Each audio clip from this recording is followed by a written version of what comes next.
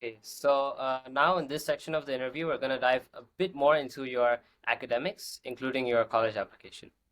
So, firstly, as you know, the SAT is quite a big international exam. A lot of students are taking it. I myself will be taking it quite soon, so will Wucho here. And I'm pretty sure a lot of our audience members will also be taking it. So, first and foremost, can you reveal any study tips that you had on the SAT? Um, I think the SAT is like one of like the few things that like people have to study pretty similarly for. Like there's like all those like textbooks and like those practice, and that's like honestly one of the only things you can do.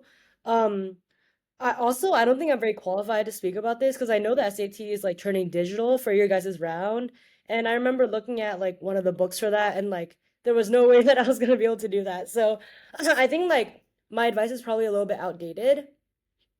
Um, but yeah, I feel like just like consistent work over time is what helped with me and kind of getting used to the kind of questions that they ask.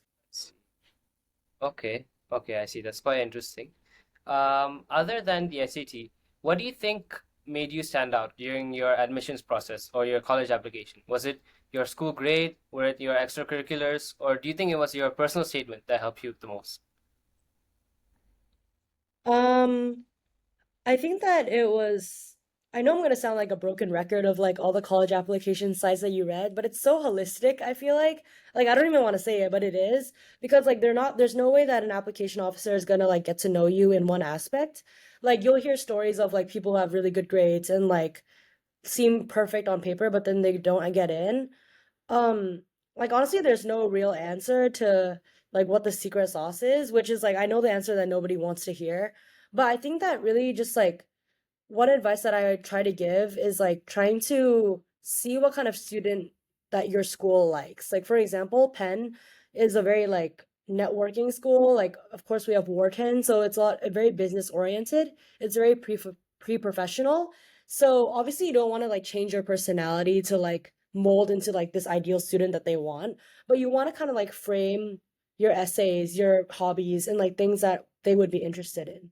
So like for example, like with my research, like I didn't not all of my research was about like business or like even politics or things like that, but like kind of like trying to see like what skills you learn from that that could help you at Penn or could help you like in like the kind of business courses or whatever they're offering is like a good thing to do. So like like other than your resume, you never want to like reuse essays because every school is truly looking for something different and you want to kind of cater that. Even though you don't have to change your whole essay, you want to cater those kind of qualities to what you think the school would be looking. Say, okay, that's some really valuable insight.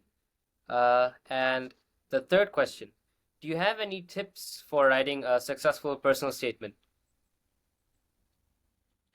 Um, okay, like I feel like I'm being really unhelpful, but I'm really not the person to ask because I literally only got into one school with my Common App essay and it was Penn. So I really don't know what that says about my Common App, but I think that another thing is that there's so many ways to do it. Like I know students at Penn who got in by like only writing about their academics, which I feel like is something that you're usually told not to do. But I know people who like basically only wrote like very kind of like about like what they did, and some people who wrote like very creative essays and also got in. So I feel like just kind of showing something that reflects your genuine personality the most, while also doing that thing that I mentioned before, where you're trying to cater it to like what the school would want, is probably the most important. And I think like don't be too like nervous to talk about yourself because it's very difficult to like try to frame yourself in a good way or talk like what I always hear is like, oh, my life isn't interesting enough. But like when you think about it, like when you talk to your friends or whatever, there's always something interesting that comes up in your life.